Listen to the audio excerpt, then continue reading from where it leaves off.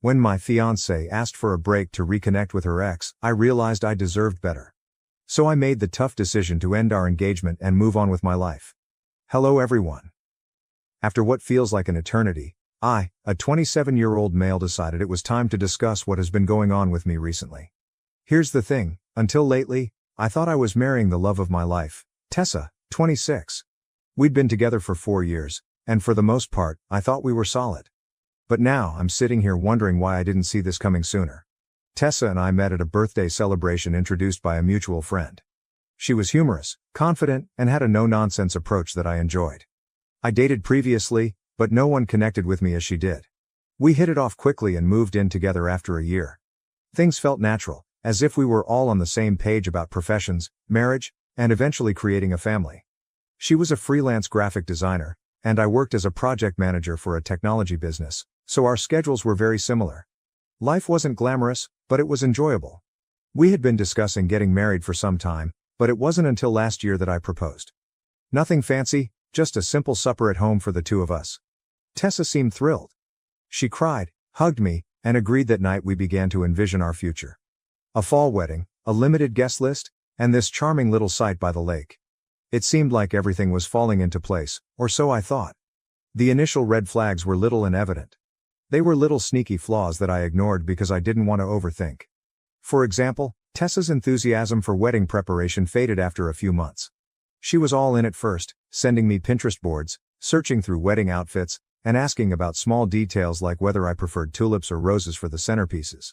But suddenly, it simply stopped. I'd ask her questions like, "Hey, have you chosen your bridesmaids yet?" And she'd shrug it aside. "Not yet, I'm still thinking about it," she said. Again, the same thing happened with her clothing, cake, and music. Every decision we'd been so enthused about had become something she wanted to postpone. "There's still time," she'd say. The wedding seemed like an afterthought.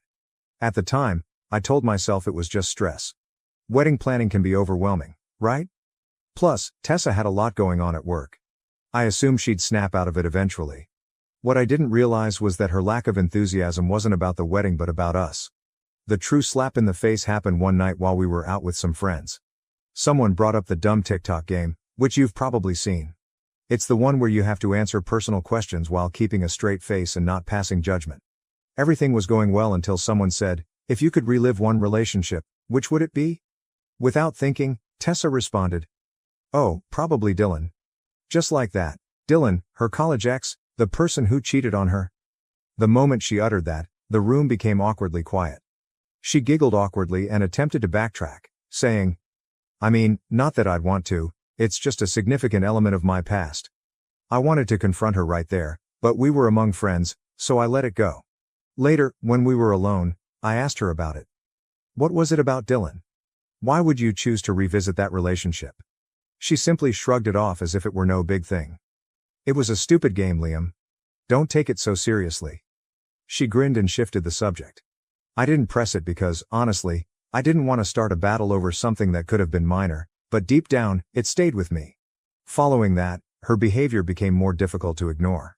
She was using her phone more frequently, going through her texts with a cheeky little smile. She began creating vague explanations for why she couldn't hang out or why she would cancel plans at the last minute. "Oh, sorry, I just have a lot of work to catch up on tonight," she'd typically remark, or it may be I promised my mom I'd visit this weekend. The justifications were not particularly suspicious, but they were stacking up. It seemed like I had become less a priority. Then came Friday night, which changed everything. I arrived home from work early, excited to spend the evening with Tessa. I was hoping we might order in and binge watch something, a quiet night. When I came in, however, the atmosphere seemed odd. She was seated on the couch, holding her laptop, but she wasn't working. She was staring at the screen, absolutely unfocused. "Hey, I'm home," I murmured, hoping to relieve the tension. "You're early," she said, as if it were a negative thing. I shrugged it off and went into the kitchen to begin preparing dinner, but the silence in the house was oppressive. Usually, she'd ask how my day was or tell me about her own. What about tonight? Nothing. Finally, I looked around and asked, "Is everything okay?" She shut her laptop and glanced at me. "Actually, there's something I need to talk to you about." And my stomach sank. You know how you feel when you know something horrible is going to happen, but you can't stop it? That was me, standing there like an idiot with a spatula in one hand. I approached and sat across from her. All right, I said. What is going on? She paused, as if she were trying to find the proper words. She just came out with it. I've been thinking about us and about Dylan. I swear that I almost laughed. Dylan, are you serious? What about him? She bit her lip and avoided my gaze. I suppose I need some time to consider things through. I'd like to take a break and see whether there's still something there with him. I couldn't believe what I heard. Do you want to take a break and date your ex? Are you out of your mind? Tessa, we've got engaged. It's not like that, she responded hurriedly, as if she could smooth things up. I just want to know if I'm making the right choice with you, and if it doesn't work out, I pledge to come back. That's when I discovered how deep her chutzpah was.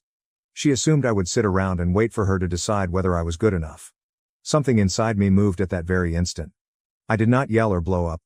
I just sat there, staring at her, wondering how the hell I hadn't seen this coming. I wasn't sure how to answer at first. My fiancée recently informed me that she wants to take a break to explore things with her ex Dylan. What can you say to that? Finally, I asked. So, what does this break mean to you? My voice came out more calmly than I felt.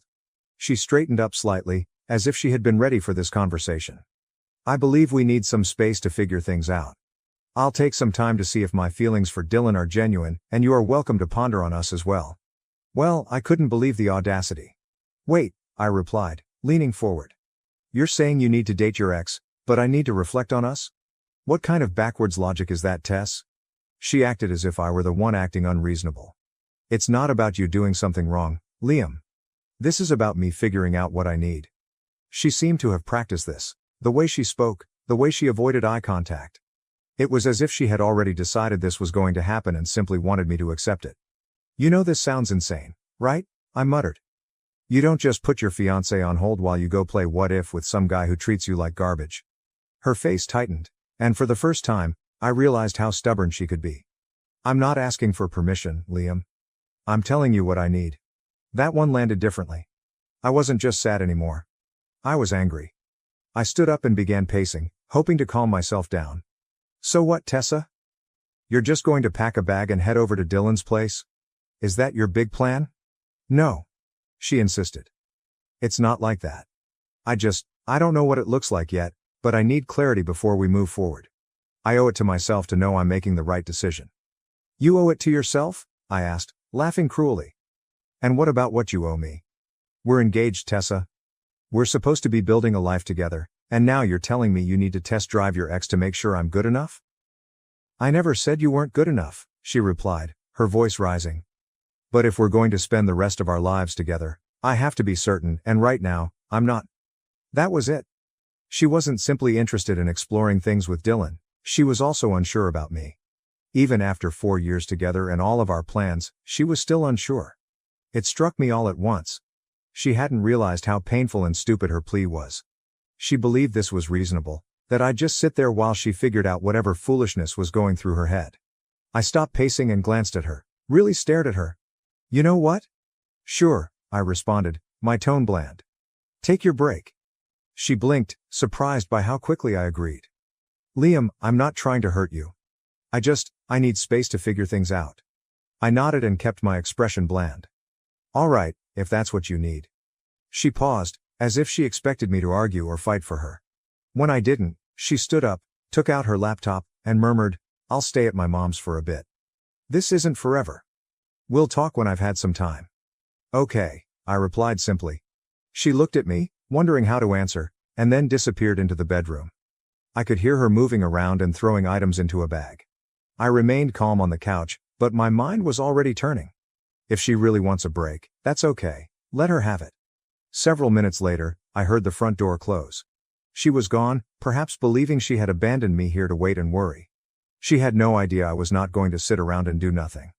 She could have her fantasy, but I had other ideas. Now I'll provide an update once I've set some things in motion. This is not going to end the way she expects it to. Update 1. Thank you for your feedback and suggestions on my last post. A lot has happened this week, and I'd like to report how things are going. First and foremost, I want to thank everyone in this community for their wonderful support. Many of you mentioned that I shouldn't just sit around waiting, and you were correct. I've been busy putting everything into motion. First, I called my pal Noah.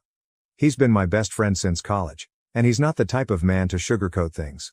After hearing the full story, he brought over pizza, and we spent the entire night scheming. Dude, you realize she's going to try to crawl back once things don't work out with Dylan, right? Noah reminded me. He was correct, of course. The more we talked, the more obvious it became that I needed to be proactive.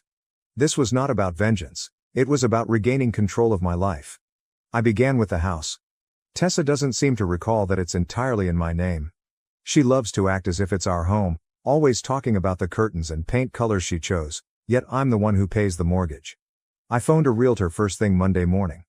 The realtor came by to see the property, and we decided to list it right away. The market in our neighborhood is now hot, and we already have several potential purchasers. Tessa has no idea. She probably believes I'm sitting here in our shared home, waiting for her to sort out her feelings. The next step was to gradually remove her from my life. You remember the live laugh, love placard she insisted on putting up? Gone. Did she have to have those beautiful throw pillows? Donated. Her clothing and personal belongings that she left behind?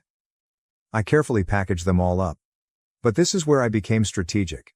Instead of just dropping her belongings off at her mother's house or having her come fetch them, I hired a moving company.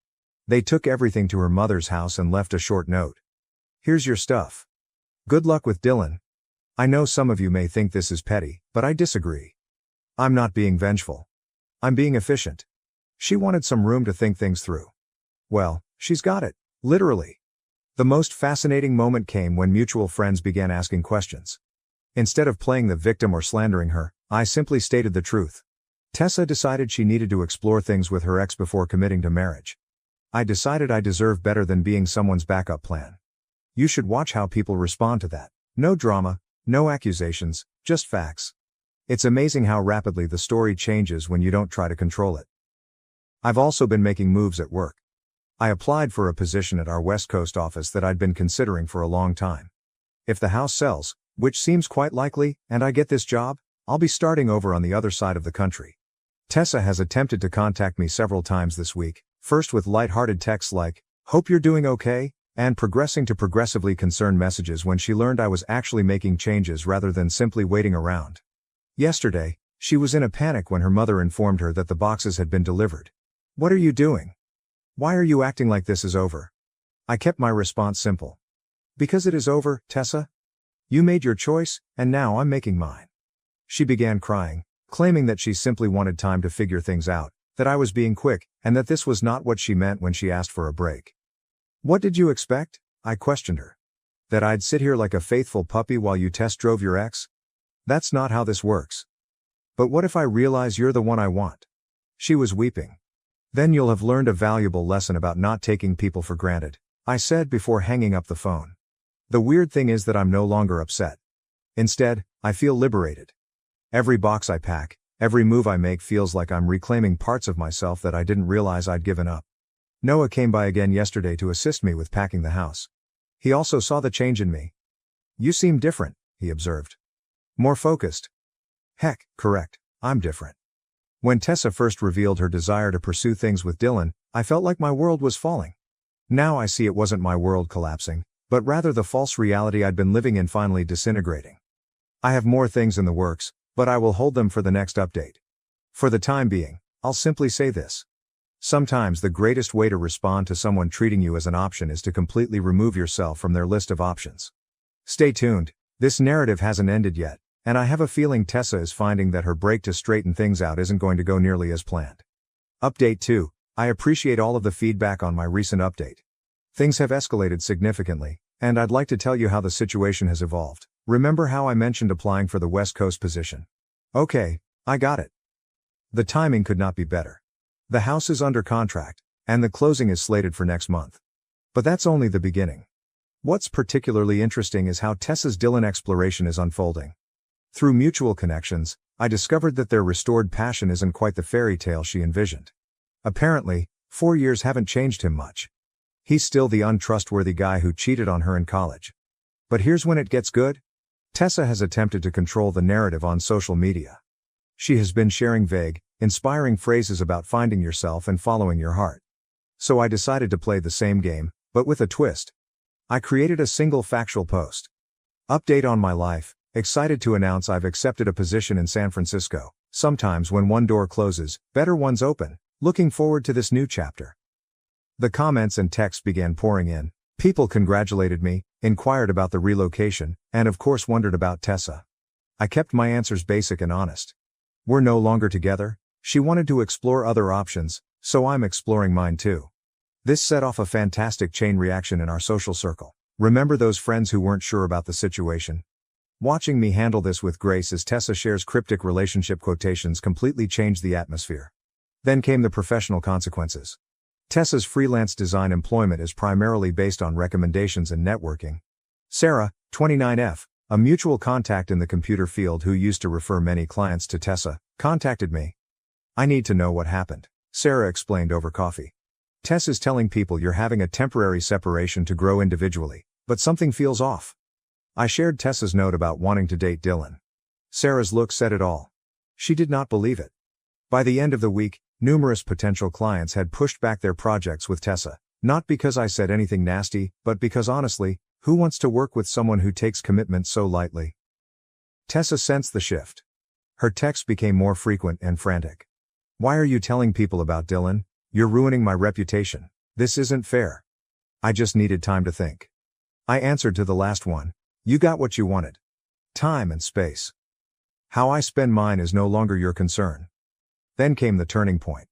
Dylan, in his wonderful wisdom, shared a photo of them together at the restaurant where Tessa and I had our first date. It was evident she was attempting to recreate our history with him. It was both sad and funny. The post didn't last long, but the damage was done. Our friends witnessed it, and the remaining few individuals who supported Tessa's "finding myself" story lost respect for her. Even her own sister contacted me. I'm so sorry about how she's handling this.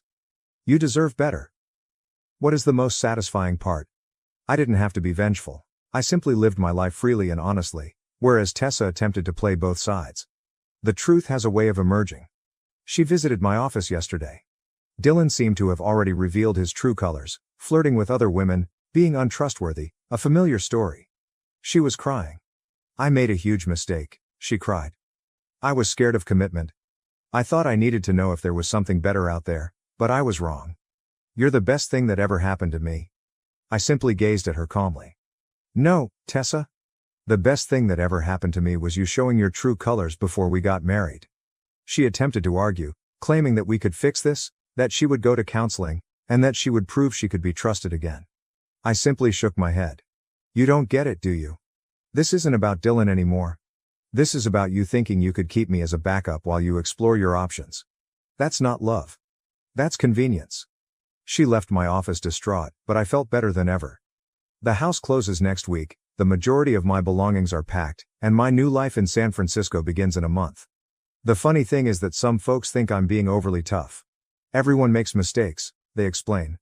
However, this was not a mistake, it was a choice. There are actually several options available. Each time she texted Dylan, every time she lied about where she was, she spent every second planning to put our relationship on hold. These were all options. I'll provide another update once the move is complete. For the time being, I'll leave you with this. Sometimes the best revenge isn't getting even, but rather getting better, and this is exactly what I'm doing. Update 3. Thank you for following my journey. This will be my final update, and I have some interesting developments to report. San Francisco is everything I imagined it would be. My new apartment has a stunning view of the bay, and the tech scene here is fantastic. My new office team is fantastic. It's refreshing to be around people who prioritize growth and innovation over drama. But first, let me catch you up on how things ended back home. The closing went smoothly, and the house actually sold for more than the asking price. It was interesting to see Tessa's reaction after finding out through mutual friends. She didn't believe I'd sold the house until she drove by and saw the new owners move in. Here's where it got really interesting. Remember Dylan? He reached out to me of all people. He sent me a long message about how he never meant to cause problems and that Tessa had contacted him first months before she requested the break. Tessa had been planning her little exploration for quite some time. She had been messaging Dylan for months, carefully laying the groundwork for her backup strategy. What's with the irony? Dylan ended their relationship because, as he put it, if she could do this to you, she could do it to anyone. Tessa's professional fallout has been significant. Remember all the clients she'd lined up? Most of them discovered other designers, not because I said anything, but because word spreads in the industry. One of her largest clients really contacted me. We heard what happened with the engagement, they told us. We're looking for someone who can commit to long-term projects. Do you know any reliable designers? I recommended a talented acquaintance of mine, and she received the contract. Karma, I suppose. Tessa's social media meltdown has been something to see. Then came the sorrowful quotations about losing your sweetheart, followed by angry posts about toxic people who can't handle growth. Finally, she made urgent attempts to show everyone how delighted she was. The final one was quite interesting. She wrote about beginning her own design firm. 3 days later, she began sending out job applications. Last week, her sister contacted me again. Tessa has apparently been staying with their parents, stating she needs time to heal from our separation. Her sister's exact words were, "She really thought you'd wait for her when you sold the house and moved. It broke her fantasy completely." The most reassuring moment occurred during a video call with our old friend group. They were telling me about local gossip, and someone described seeing Tessa at a coffee shop, explaining to a potential customer why her portfolio website was down. Apparently, she forgot that I was the one who set it up and maintained it. She couldn't figure out how to restore her hosting membership when it expired. Not my concern anymore. My new life here is coming together well. I've joined a local rock climbing club, begun taking Spanish lessons, and even adopted a dog from a local shelter. His name is Zeus, and he's a greater companion than my ex-fiancée. The tech community here is really inviting. Last week, I was invited to speak at a developer conference, which would not have happened if I had stayed at home. It's amazing what you can accomplish when you're not dragging dead weight. I had one last interaction with Tessa. She sent me an email requesting some old images from our shared cloud storage. I had previously downloaded what I wanted and terminated the account several weeks ago. Her email stated, "I know you're trying to erase me from your life, but you can't just delete our memories. Those 4 years meant something." My reply was simple. You're right. Those years taught me what I don't want in a partner. Thanks for the lesson. Some mutual acquaintances believe I am being very harsh and should be more understanding of her moment of confusion. However, that wasn't a moment, it was a calculated decision to keep me as a safety net while she pursued what she believed to be a better option. What is the most important thing I've learned from all of this? Sometimes the worst things that happen to you result in the best outcomes. If Tessa hadn't shown her true colors, I could have married her only to learn her genuine personality years later, possibly with children in the mix. Instead, I'm in a lovely city with a wonderful job, making new friends and feeling optimistic about the future. The anguish of betrayal has been replaced by thankfulness for the gunshot avoided. Thank you to everyone who has followed the story and offered advice. Your encouragement helped me remain strong when I might have faltered. And for anyone going through a similar situation, know this. When someone shows you who they are, believe them the first time. Don't wait around for them to alter their mind about you. Life is too short to be someone's backup plan. Sometimes the best thing you can do is walk away and make things better for yourself.